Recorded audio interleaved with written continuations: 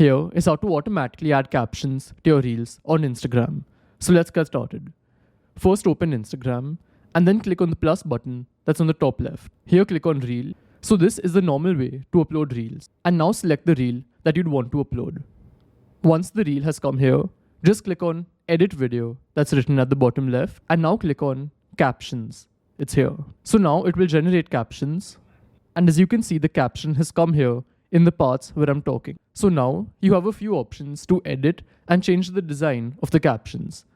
So if you just click on it, then at the bottom right, there's an option edit. And as you can see, here we can make an actual edit to the captions.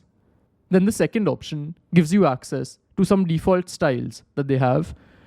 So you can click on them to try them out. Let's say you like this. But if you don't want this style and you want your own font and color, you can select that in these options.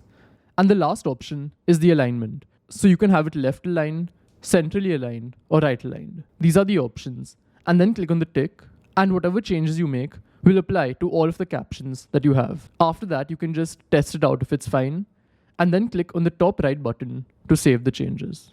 So this is how it works, and I'll see you in the next one. Goodbye.